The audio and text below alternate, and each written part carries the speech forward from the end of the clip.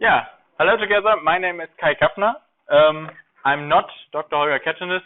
He's my boss. Unfortunately, he got ill yesterday and cannot attend today our course. So I'm here on behalf of him. My name is K.Kappner. I'm a research assistant at the chair of management accounting. Our chair is part of the project RESERVE. And yes, as the slide says, we are a little bit responsible for business cases and CSR in the project, and this is also what our course today is about now. So please, as I'm just the representative of my boss, please be kind with me. I try to do my best. What are the topics we want to talk about in the next 90 minutes? We have divided our time slot into 3 parts. The first 2 ones are CSR and sustainability. This is the very first part. It's a more or less theoretical part. The second part is introduction into business modeling. We want to speak a little bit together about different concepts of business modeling and what tools we from the business sector usually use when we start modeling in the business sector. I don't know which educational background you all have here. I think most of you are electrical engineers, am I right? Okay, so I hope it's more or less new for you and you can learn a bit today and it doesn't get boring. And the third part of our session will be an interactive session. We have prepared a little workshop and try to go a little bit more in detail and to apply what we have learned until then. Okay, we start with CSR and sustainability. Is there anyone who has already heard about CSR? Does anyone know what CSR stands for? Yes, please. Corporate social responsibility. Yes, thank you. And can you explain a bit what you understand? Sorry, can you please?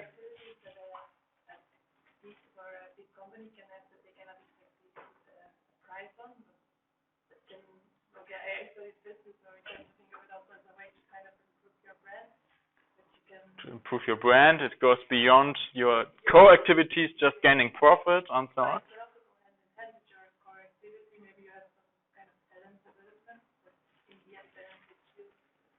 Yes, it's in the right direction. Thank you.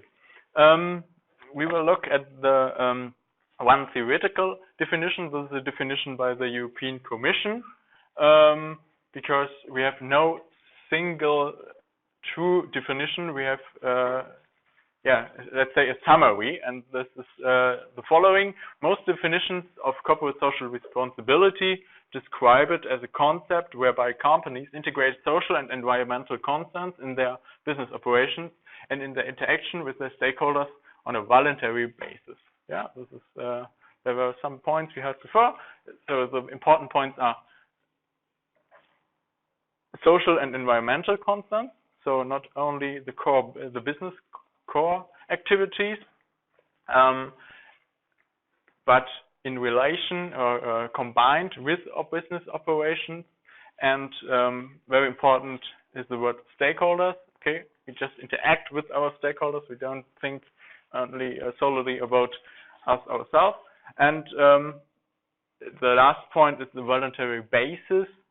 This activity means especially what happens not only because it is forced by law or given by law. CSR activities are about those activities with environmental and social concerns which I work on a voluntary basis. So this was very theoretical. CSR or CSR behavior of a company shall always support a whole sustainable development. So, for this, we look at 3 different pillars of sustainable development, and those are, as we saw before in the definition from the European Commission, we have the economic pillar, here in the middle, okay? So, and we want, from an economic point of view, of course, we want economic growth, and we want a maximization of profit and welfare. On a very general level. Those are combined by environmental pillar. Very general point of view, from a very general point of view, this just means conservation of nature. And the third pillar, as we saw in the definition before, is the social pillar, and there we want, very generally spoken, social justice, equality of opportunities, and we want to concern human rights. So those are the three pillars. Now everything disappeared. This you can do on a very generic level, like the examples given in the slide before, as we can see here. But you can also go into detail. We will come back to this later.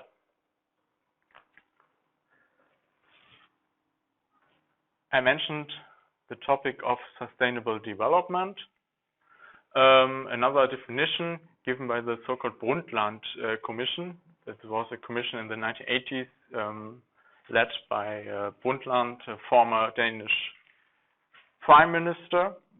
And this commission developed the following definition for sustainable development. Sustainable development is a development that meets the needs of the present without compromising the ability of future generations to meet their own needs. So it's always about a balance between now and the future. And yes, but what this definition not only means that we always have to think about the future, it also means that we have the needs balance. So we have our own needs now that we can follow, but we always have to keep in mind the ability of future generations to meet their own needs. Why don't we always meet this goal? So because only when we read this definition of sustainability development, it sounds very nice. So okay, we meet our needs, the future generation meets its needs. Sorry, that's nice. But why doesn't it work? There are different theories why we miss those targets. On the one hand, there's the theory of public goods. That means that we have, does anyone know what a public good is? What are public goods? Like roads, for example. Roads is one example. Yes, it is right. Not always. The very basis level. What are we breathing? Okay. For example, air. Air is a public good. It is available for everyone, and no one can be excluded of using it. So, when we want to, for example, we cannot exclude anyone who's polluting the air. We cannot exclude him from using it. This is one example, and this is why we always miss the targets of a sustainable development, because we have the public goods like fresh air, water, for example, roads, a working environment, a healthy environment, which we can be used by everyone, and so everyone is able to pollute this. The other reason is the theory of, is investigated by the theory of external effects. External effects are effects that meet persons who are not involved in the process or whatever. It is more or less related to the theory of public goods. For example, there are people who suffer from polluted air who weren't involved in polluting the air. Sounds very easy, but this is the other reason why our sustainable development as we wanted to have it doesn't work always, because many actions, especially polluting environment, working not sustainable, always affect those who haven't done this polluting action. Sorry for the complicated description. So, summed up, we can see we have market failure and especially so-called free rider problems due to utilization of environmental goods. Yeah, we saw before we have those three pillars. They are very essential when we talk about CSR and sustainable development. They are the basis of the idea. In every pillar, we can formulate different goals. Yeah, we saw in the slides before the generic goals for the whole society or the overall population of the world. Here we distinguish further on between macroeconomic goals in the three pillars and individual economic goals.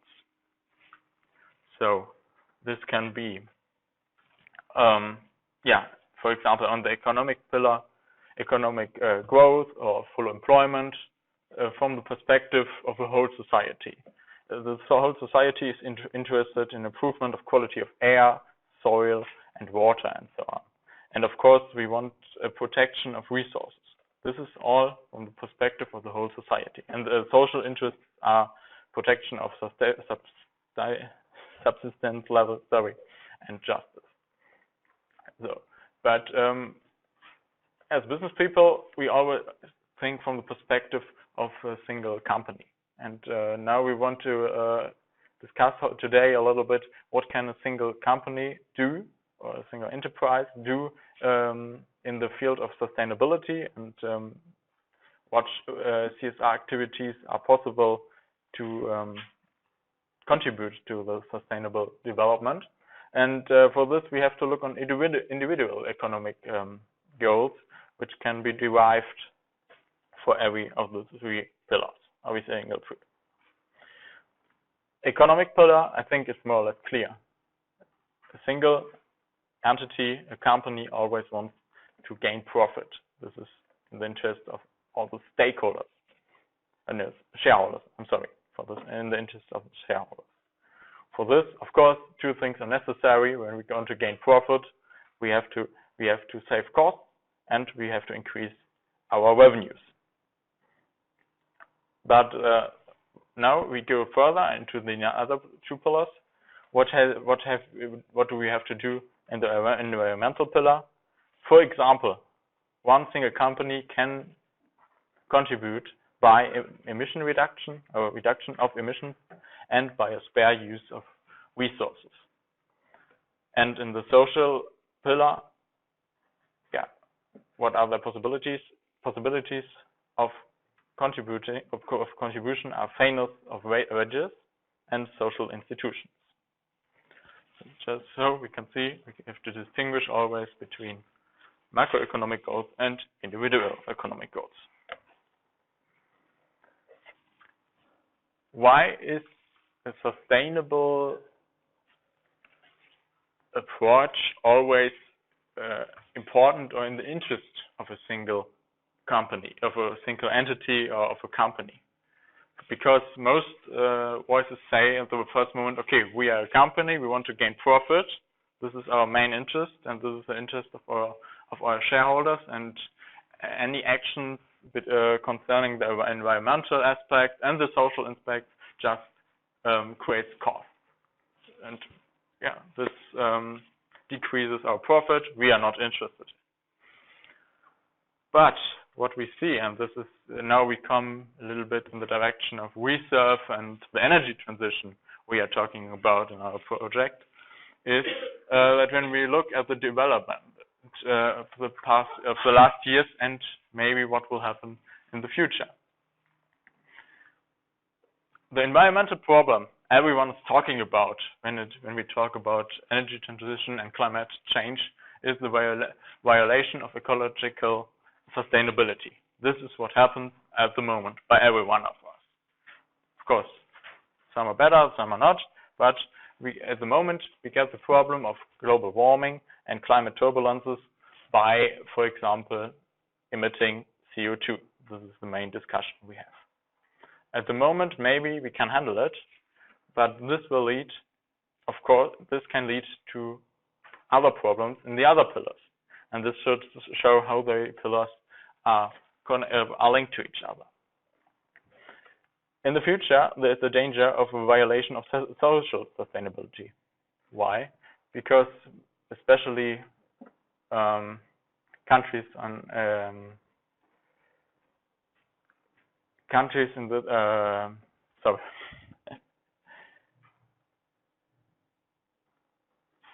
continent. Okay.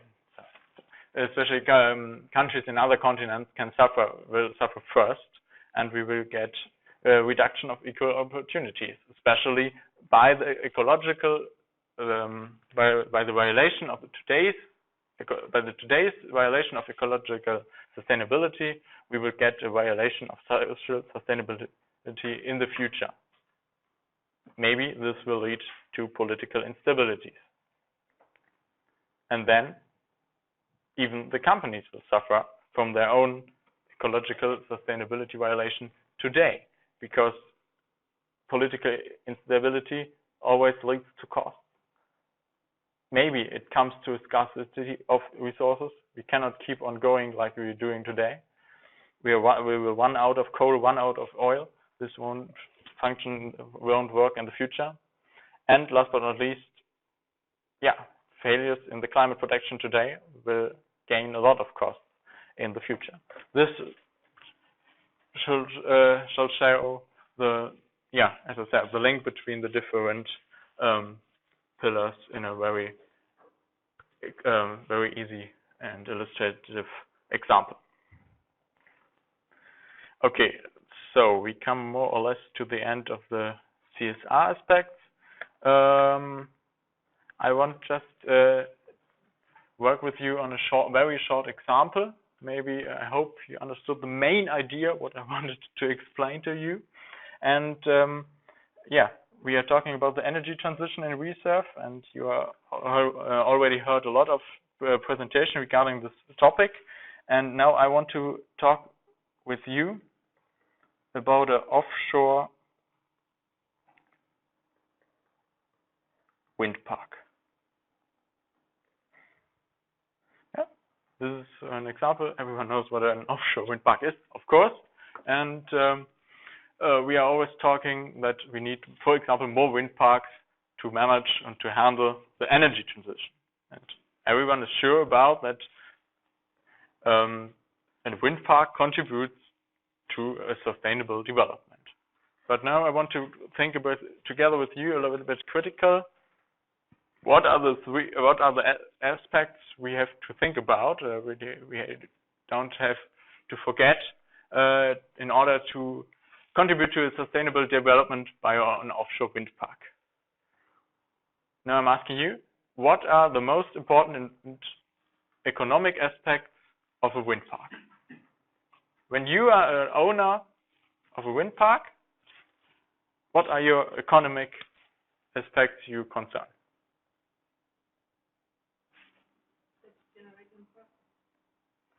You want to generate profit by?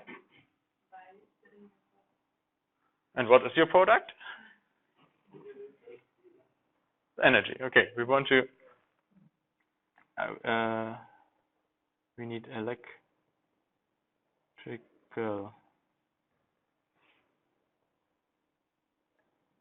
energy, and we want to solve it. Okay, this is very easy. There are opportunities. Are there any threats or weaknesses, uncertainties regarding this topic or regarding this point?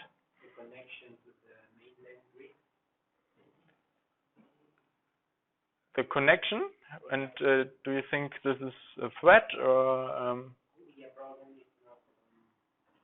There are better ways to do it, more profitable than others. So costs. Could be a variable. Costs for connection. Okay. Costs.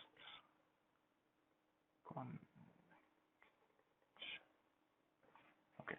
Sorry, I'm not used to use it. I hope you can read it a bit. Electric. Okay. So this was more or less easy. The economic pillar. When we think about environmental consequences, what do we have to keep in mind when we are running an offshore wind park? Is it without disadvantages?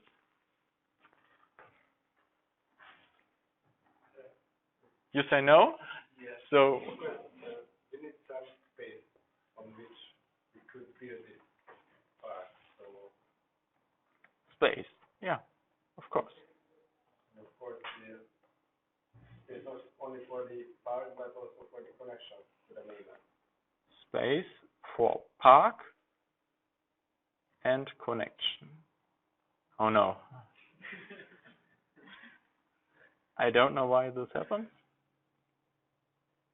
Okay, space for park and connection. Try to keep this in mind. Okay, other ideas? Someone raised his hand here? Oh, sorry.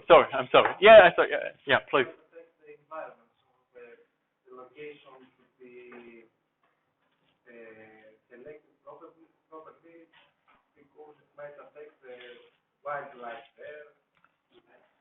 The sea life can be affected by the wind park. Okay, so we have to select the location properly. Okay. I'm listening, yeah? Selection. It also affects, for example, sea traffic.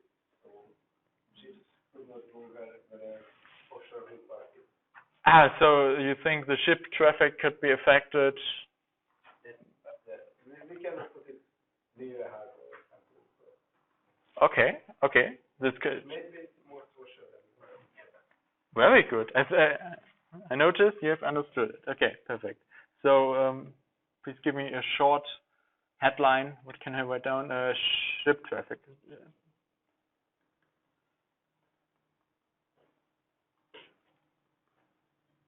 Okay, thank you. Other contributions? Traditional fish, maybe nature something. Which pillar do you think is affected? The environmental? Okay, so fish and of course the fishman.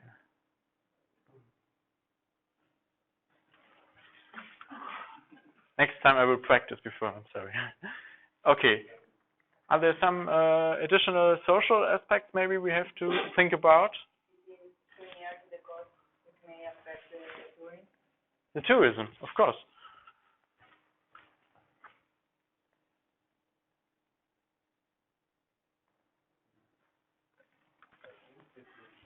Present, but another environmental effect can be what happens when the life cycle ends of the offshore wind park.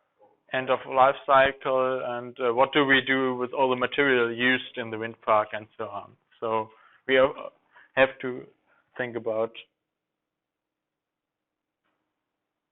end of life, maybe recycle. Okay. Maybe the maintenance in the economic one. Okay.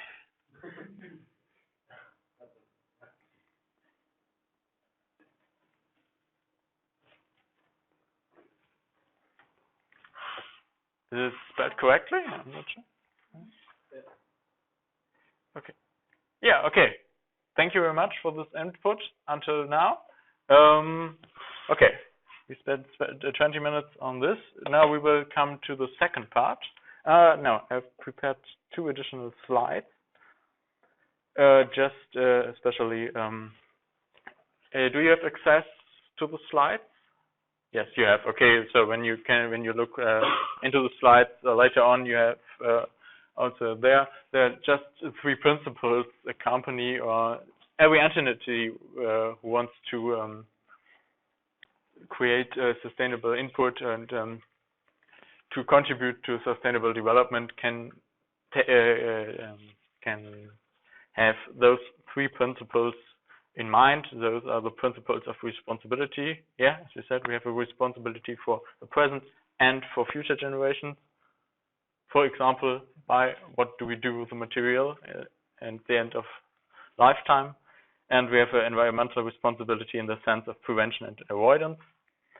Yeah, as you said, we have to think about end of lifetime. There comes the circulation principle, that we have to reuse anything and recycle and so on. And the so-called principle of cooperation. This means that we have to cooperate with any stakeholders we are in contact with. Okay, this was just a very short overview about CSR and sustainability. I hope you got the main idea, what we understand under those two keywords. Now we come shortly to the part of business modeling. And of course, business model, this is a keyword everyone has heard before. But what is a business model? Can you give me someone a short definition or explanation what you understand under a business model?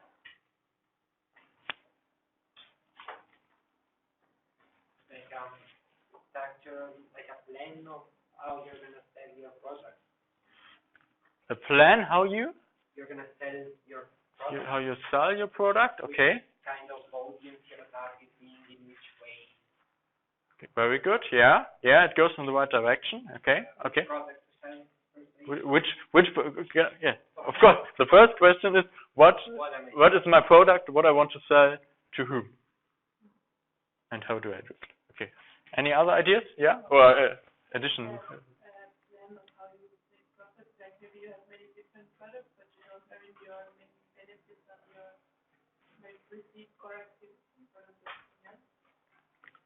You have many different things that you do, but you have different activities in your company. Yeah. Okay. One thing that is actually what you're making most of your money on. Your key activity, which creates the most profit. So maybe you are having other things that you do as well, kind of trade.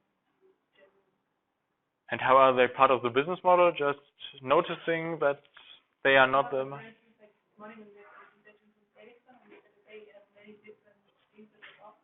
Okay, so.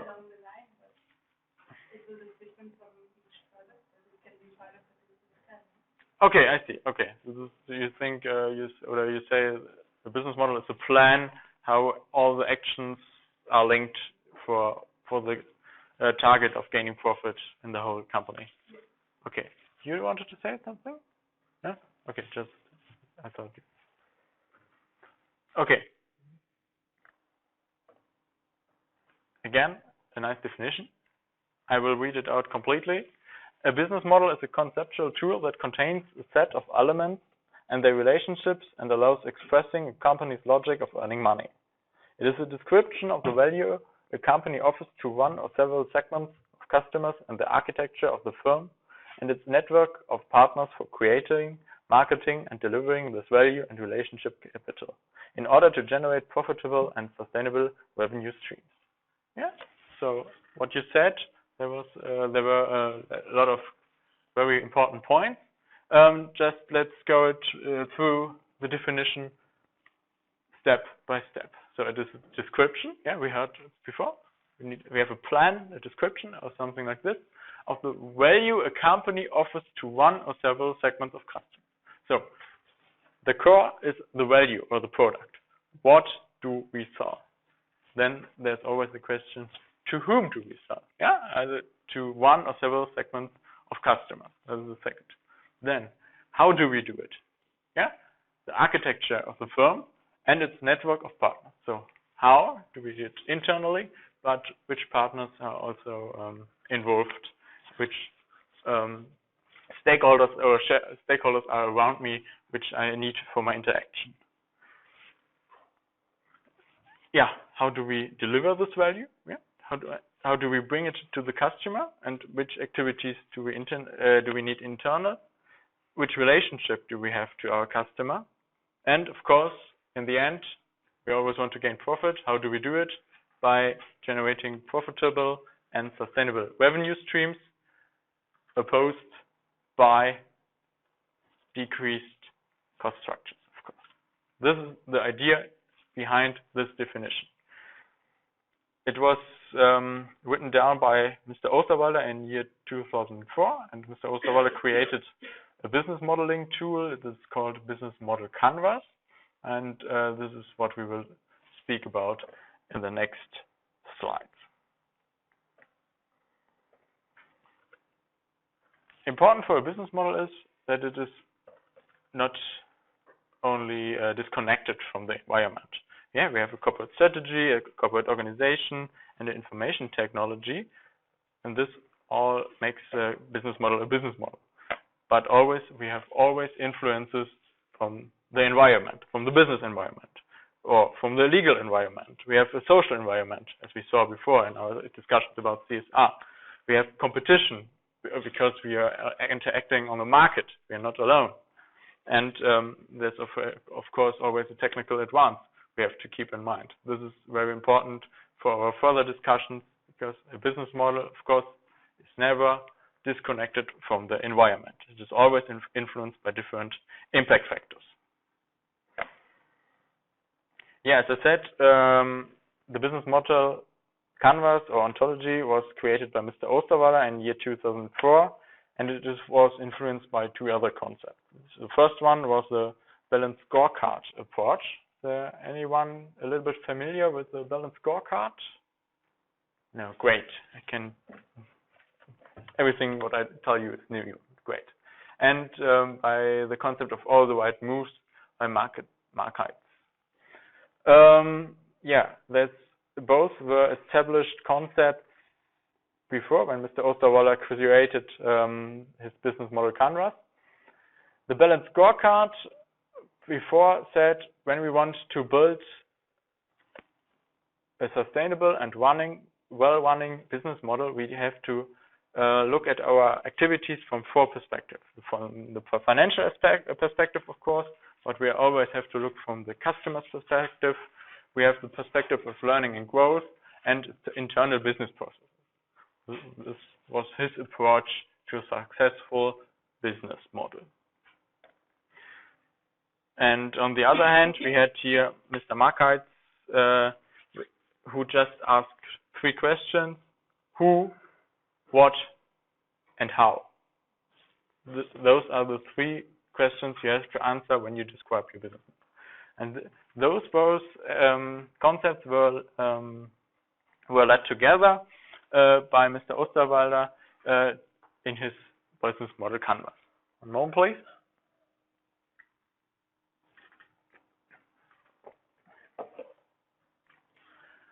The main idea behind the business model canvas is that we need to think about those four pillars of a business model, and we want to describe it. In the center, we have the product. Yes, as we said, we need to think about what is our product or added value we sell. To whom do we sell it? Yeah, on the right-hand side, the customer interface, and what infrastructure do we need, and of course, which financial aspects are related to all those activities. Those are the four pillars. The four pillars can be filled in by 9 components you should know when you talk about a business model. Okay, so in the center, we have the value proposition. It doesn't always have to be a physical product. Sometimes we just sell a value proposition. What is the value of our product? When we look at the customer interface, we have to think about 3 aspects. Who are our customers? Yeah, or which customer segments do we address? How do we reach them? By which channels? And how are our relations? Are we on a, of course, it's obvious that we have to distinguish between B2B, that means business to business, if our customers are companies, business entities as well, or if we are selling to a B2C, business to customer, an end customer. On the other side, we have to think about our infrastructure we need to sell or to offer our product to the customer. What are the components of the infrastructure? On the one hand, we need to think about our key activities. What do we have to do so that we are able to offer the product? Which partners do we need? And what our resources we need internally. And in the end, when we have thought about those three pillars with the single components, we can come to, of course, to this aspect, which is in the mind always mostly related to the idea of business, to the financial aspect. Yeah, we hope that we create a revenue stream. How does it look like? And the revenue stream mostly comes from the customer, and which cost structure is created by the infrastructure we need to offer the value.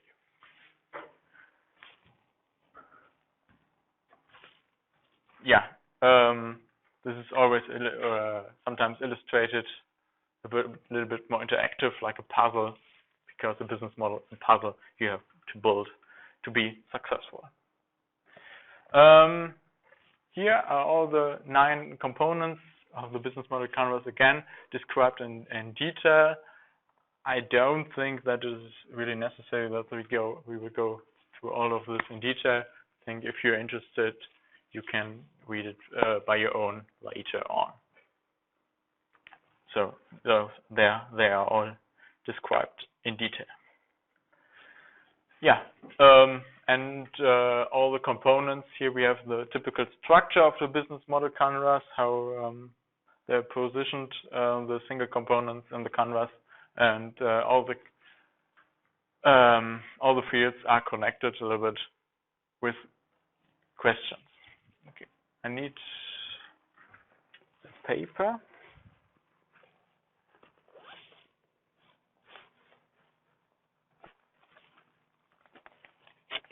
This is my little help. I want to come back to the wind park.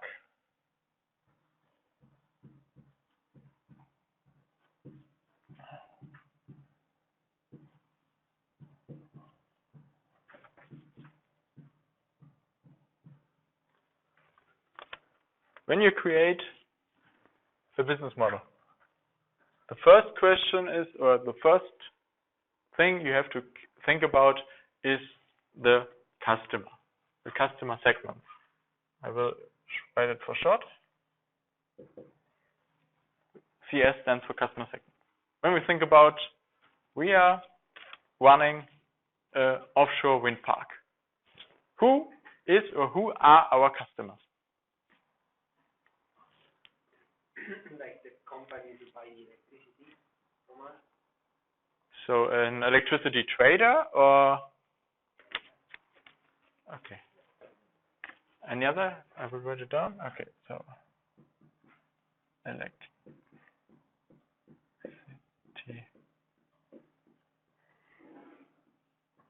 Any other ideas or additional ideas? I think, of course, this is correct. Are there any other ideas?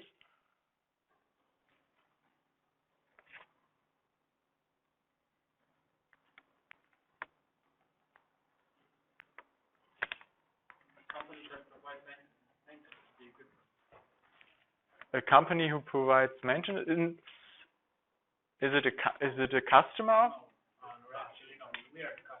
We are. Yeah, I think we will come to this.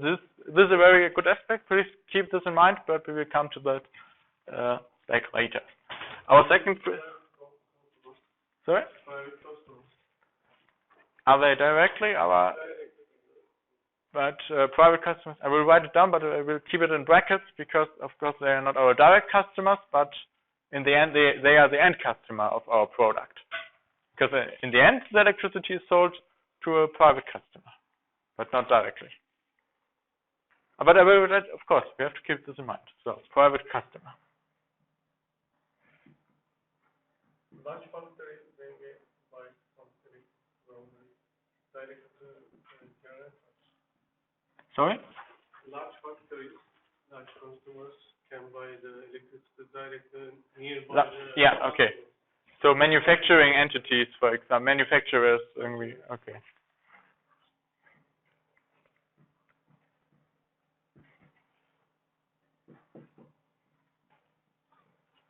Okay. As I said, the core of our business model is the value proposition. Which value do we offer our customers? What is our value, or what is our product? It's not complicated, but electricity, of course.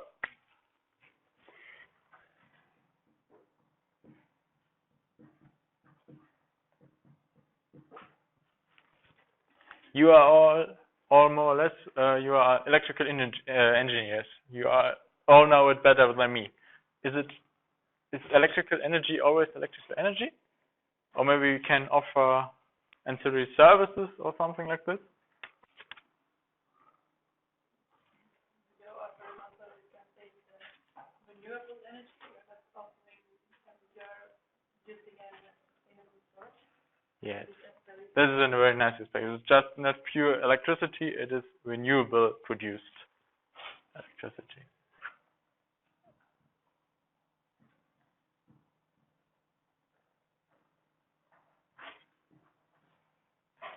Okay, that's so far.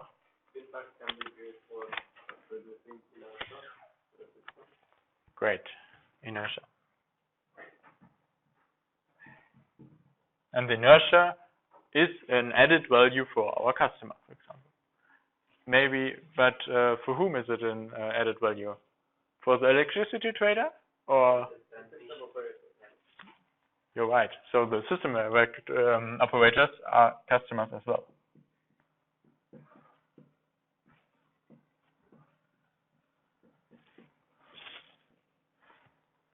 Great, so far. Okay. The next point is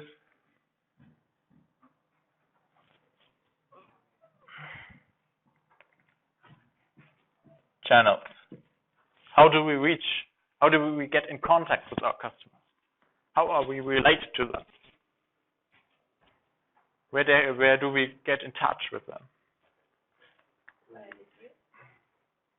By the grid, right. What else? This is physical connection. Are there trading connections anywhere we get in touch? The energy market, or not the infrastructure, only that to get the prices. So The energy trade fair. Not trade fair. The energy marketplace, of course. Okay, yeah.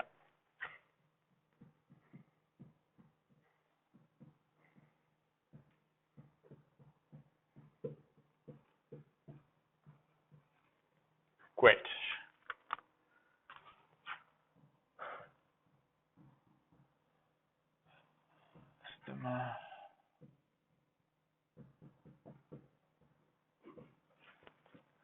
So our customer relations questions are: what kind of relationships do our customer expect? Which ones have we already established? How are customers' relations embedded in our business model? How expenses are they?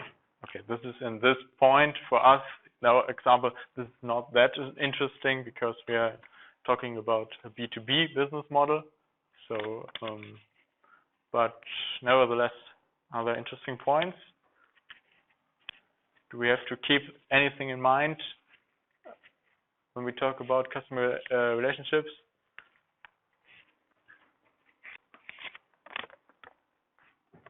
Do we have to be especially trustworthy or was heißt zuverlässig, Philipp? He's my dictionary, so reliable, of course. Is there a special maybe our relationship to our customer has to be illustrated by reliability.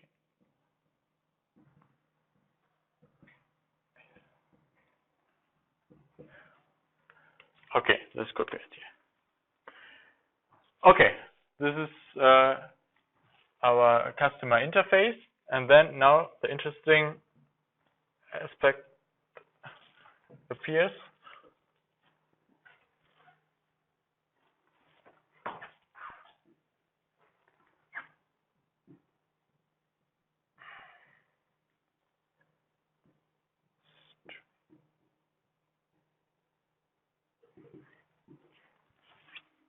No, we want to gain a revenue stream out of this customer interaction.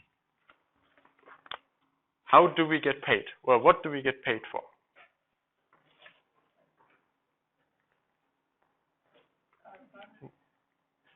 Product, okay, but yeah, is it just maybe use per sold kilowatt hour?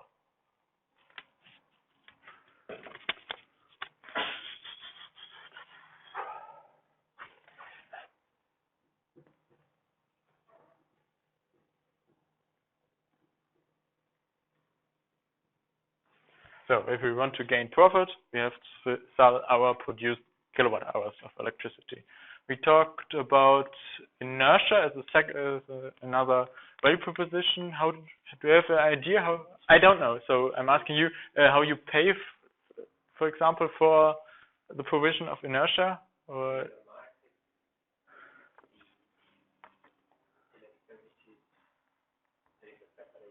the separate market for ancillary services.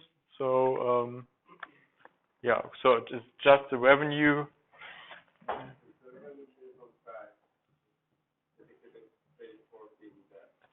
Sorry? They pay for the value of service, so they pay for being there. Okay. Okay, revenue for inertia, let's say inertia availability.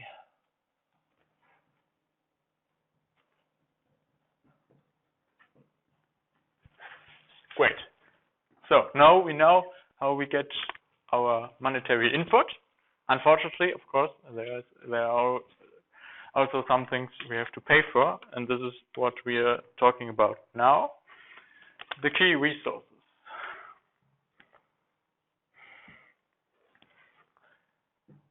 Key resources.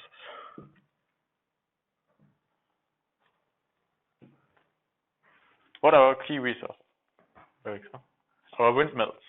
You call it windmills, right? By using the resource, wind materials. The wind. The wind is the resource? Okay, but luckily it's for free, but of course we have to keep in mind the wind. So the wind is what when we think about sustainability? Public good, right? So the wind. What else do we need? Is the research? Yeah, as I said, the windmill.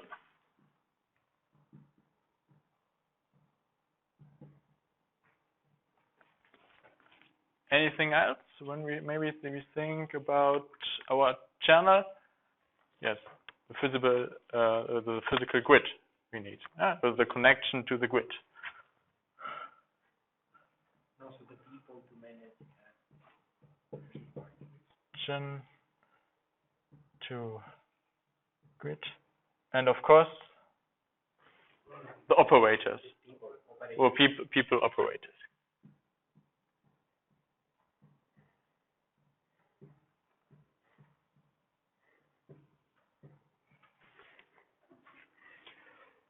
Great. We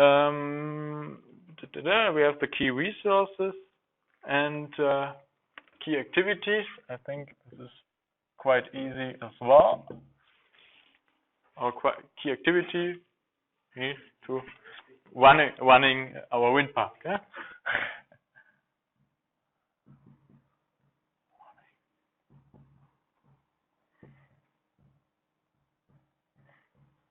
And I think in our case, or in this example, a very important question you have to think about: what are our key partners we need?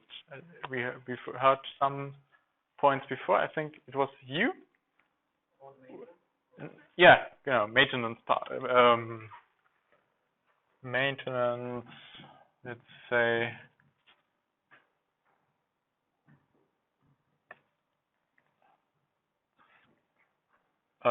Provider.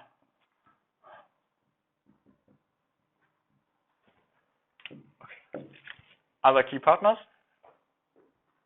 who help us running the wind park. Are there anyone?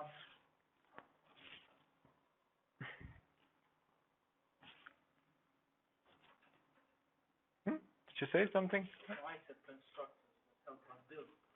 Sorry? The constructors that help us build. Constructors, yes.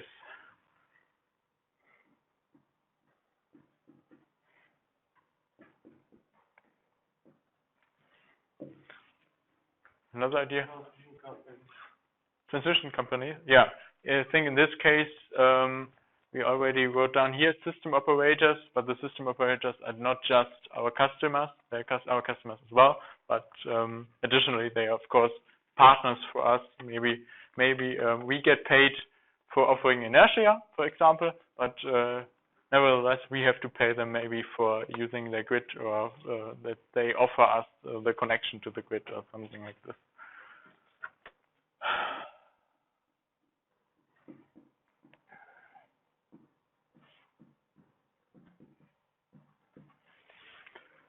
Okay, great. And in the end, unfortunately, those aspects lead mostly to costs. What kind of costs do we have? Yeah, of course, maintenance costs.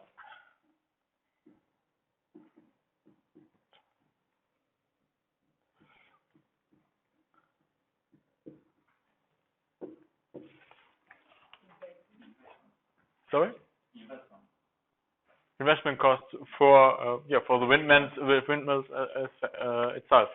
Yeah.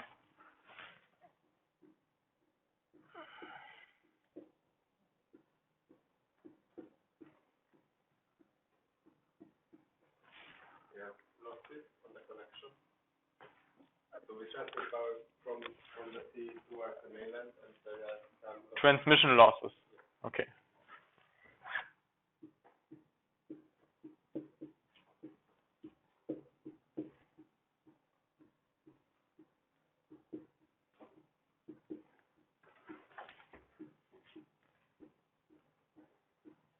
Great. Sorry?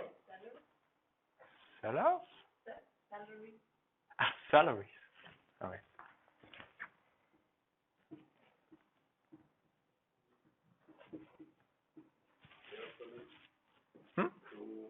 We need to buy some weather forecast so we can estimate when and how much energy we can sell. Maybe this is a key partner as well. The weather forecast.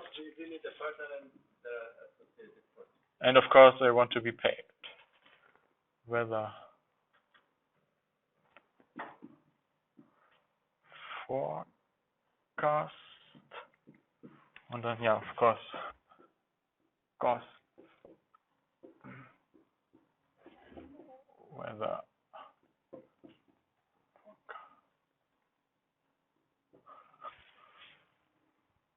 Okay. Yeah. Thank you very much for your interaction and your input. I think this was just an example how the first process of creating a business model can look like. Maybe we will just take a picture after this of this, and we'll deliver this additionally to the slides. Okay, I'm just looking which kind of slides I always additionally have prepared. Is there anything else? Yeah, we see the business model canvas again. What we want to, which message we want to address to you is, of course, as I said before, that the business model is not static.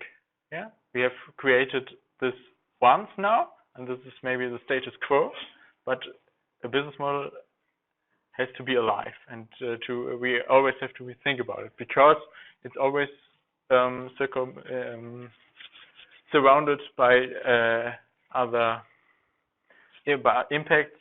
Those are key trends, market forces, macroeconomic forces, and industry forces will permanently change the environment we are acting in, and so we have to rethink our business models all the time. This is the message behind this slide. And another thing we want to do now in the end of our session is so-called SWOT analysis. Maybe someone has heard about this before. SWOT stands for strengths, weaknesses, opportunities, and threats. Those are divided in internal strengths and weaknesses, and external factors, opportunities, and threats, which come up for our business model all the time. And we have to permanently think about those aspects to be successful in the future and to be sustainable from an economic point of view. And to do that, of course, you have to do the analysis for the whole business model. And what we want to show you with this slide is that, of course, you have to think about every component in detail, always external, internal factors, what will change, where are opportunities, where are threats. Okay, this is the point. I think now 30 minutes more or less are left, and now I hand over to my colleague Philip, who will guide you shortly through our idea for a short workshop.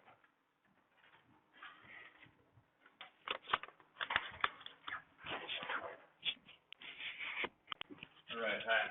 Thank you, Kai, for your introduction. My name is Philip. I'm a colleague of Kai. And what we do is the business modeling part in the RESERVE project and also in the SONIA project with another colleague together. And since you have heard a lot about the business modeling and the stuff which is behind what the perspective you have to think if you want to create some profit of the ideas we want to do in our research and on the practical side as well. We want to do some, let's say, exercise together with you the last 20-25 minutes, and then we will have a short look on the results for that. And as a short introduction to before we start, we created 3 slides, I think, about the well-known market model. You all know better than I do. And it's just for the visualization and to keep in mind what we are talking about. And what we do, what we see here is the large-scale generator in the very top of the picture, the TSO, the DSO, the consumer. So I think that's familiar. With some pictures for everyone who doesn't know what is a large generator. And we also see some parts for the frequency control, which is the green, and the voltage control, which is orange here, which is made by the DSO mainly. And we also see some additional partners for the future. There are some large-scale wind parks and some large-scale transmission lines, interactions between different countries, for example, all over Europe. So we create a new business environment where we can act in. As you may know, perhaps there was no transmission line between Belgium and Germany, for example, and they build it right now. So that's the first transmission line between these 2 countries. It's hard to believe, but it is. And what we also see is the large-scale generators, like coal or lignite generators, power plants, are leaving the market. So they will shut down because of the emissions and because we want to have renewable energy generated. But on the other hand, we will have some storage and some wind parks in the value chain as well here. But on another level as the large-scale generators was before. So you all are familiar to that. We also have the consumer will turn into some prosumers. So they can generate, they can store, and they also can they consume, of course, like they do today in the future as well. So what we do is, if you have a look to the arrow here, we transmit, or what we do is we change the model from a top-down level or model to a bottom-up. So what we do is we do both. We need both ways, okay? That's important for the thinking of the idea of what is the change, because if we have a look to the board here, that means a lot of changes on the customer side. That means also a lot of changes on the channel side, for example, or what our partners are. Perhaps we depend more on some partners now as we did before, or the way around, of course. The aggregator could some technical helper here, which makes this happen. Okay, what we do is, and we have some hard copies for you, just to keep in mind what we talked about the last hour. Is we want to analyze the TSO, so the transmission system operators, and we want to analyze it from two perspectives. One, from the perspective as it is today, and what does it mean in the future European very bottom-up and top-down model in the future. And there's also some cables.